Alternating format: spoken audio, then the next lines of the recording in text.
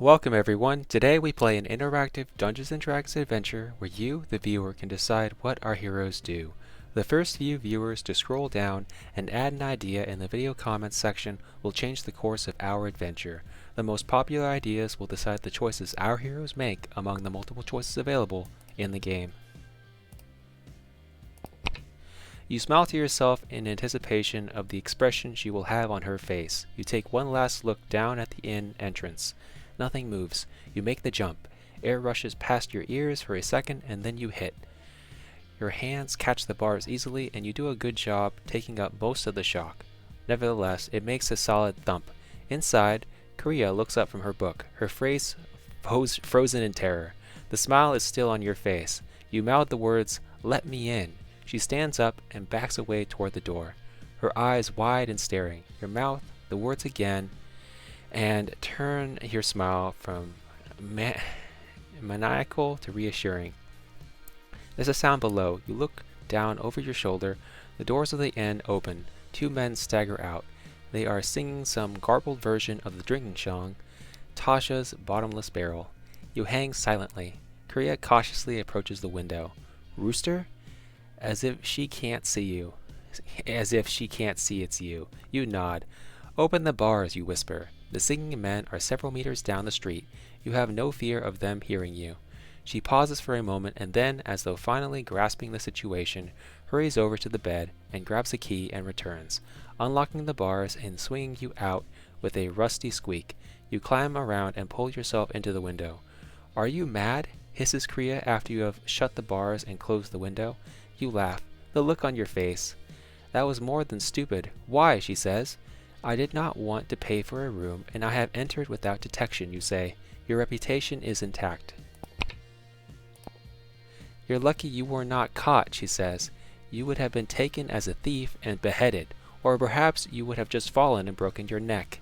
You shrug. "Acrobatics and heights are nothing to me," you say. "And a little danger, even unnecessary danger, keeps the wits sharp and the gods amused." "Gods amused," she mutters as she sits on the bed and shakes her head.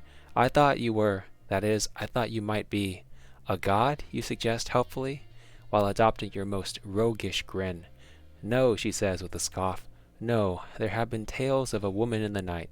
The city rooftops are her chosen path."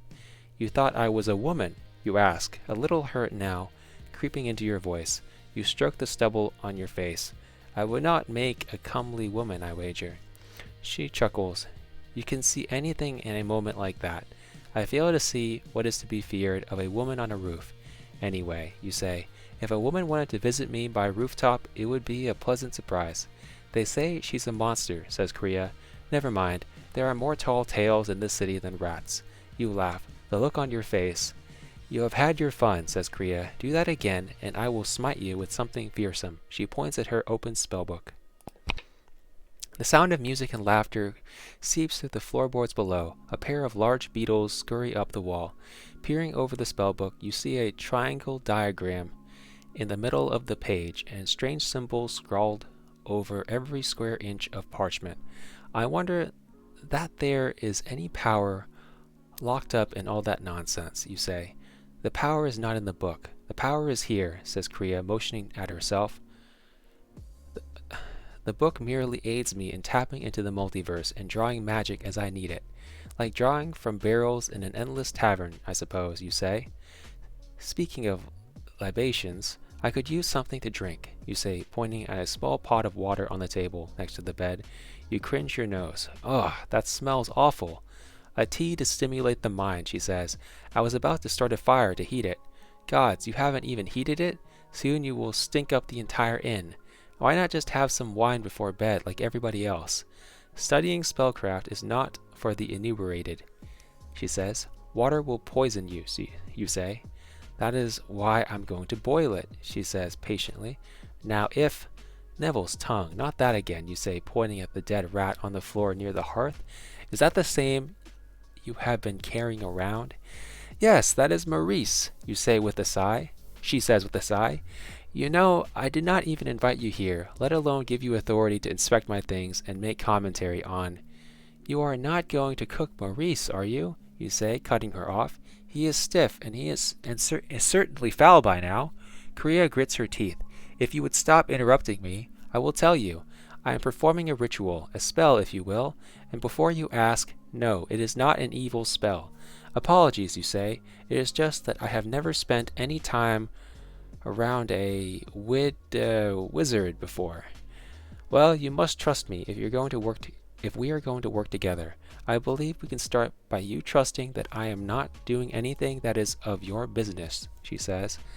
I am an inquisitive man. What would you expect from an adventurer? Are you asking me to suppress my nature, you say? No, she says wearily. It is just that it has been a long day, and I really need to study. You think you have had a long day, you say, incredulous. Since we met only hours ago, I have groveled before a half-eyed halfling, been insulted and threatened by an old man, been assaulted by a gang of half-wit thugs, and... Please stop, says Korea, interrupting you. Was the entire multiverse created only for you? Are there no other beings in this world with our own parts to play? You take a deep breath and put your hands up in surrender. Apologies. Well, what might I do for you? She crosses her arms. I need quiet as I study. It is in preparation for tomorrow. You consider the sounds of laughter and music below, and a rhythmic thumping coming from the wall behind the hearth. You decide not to mention any of this, since you're sure she means relative quiet. Perhaps I could pick fleas from the bed, you suggest. She forces a smile, if you do so quietly. You walk over to the bed and sit on it, testing it. Not the worst you've felt. I have stayed at many inns, and the only way to rid a bed of fleas is to douse it in oil and light it afire, you say. Korea ignores you as she picks up her book and settles down on the floor, next to the dead rat. It's a real problem, you continue, in a conversational tone. With a slay fleas spell, you could make a fortune from the inns in the kingdom. She looks up from her book, glancing at you. You smile. By the time you finish the last of the inns, the first of your route will need your services again. You're not being quiet, she says. My point is that you needn't risk your life in a sewer to make your fortune, you mutter. Why don't you go to sleep, she says.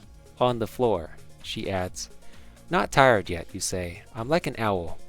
She shakes her head and returns her attention to the book in her lap. You sigh as you begin analyzing the cracks in the wall. Soon you make out the shapes of a seagull, complete with the wings and tail feathers. It's a rather uncanny likeness, and you consider pointing this out to Korea, but decide it would be unwise to disturb her yet again. Is the seagull a sign from the gods, you wonder? But what? There are many seagulls back home. Is it a sign to go back? Perhaps a reminder of your sister who remains in Windborn? Or a sign that an opportunity is near, you wonder. One thing you know about seagulls is that they are always looking for an opportunity for a meal. Granted, you know this interpretation is a stretch, but it does remind you that you are now on the same floor as the captain's suite.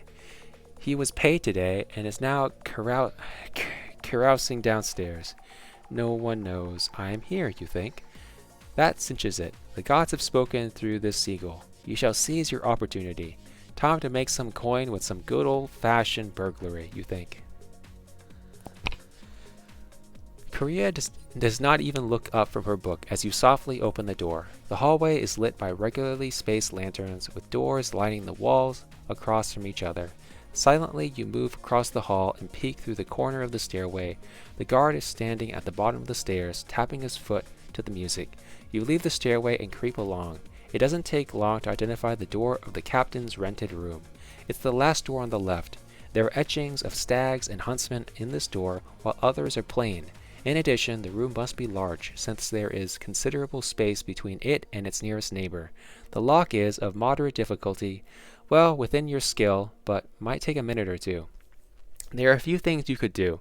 You could waste no time and start picking the lock before someone shows up. Another option would be to start by listening at the door, despite the fact that you saw the captain less than an hour ago. Finally, you could extinguish the lamp on this end to give yourself some darkness and cover. Luckily, picking locks is about feel, not so much sight. What do? Do you start picking the lock? Do you listen at the door? Or do you extinguish the light? You decide, folks.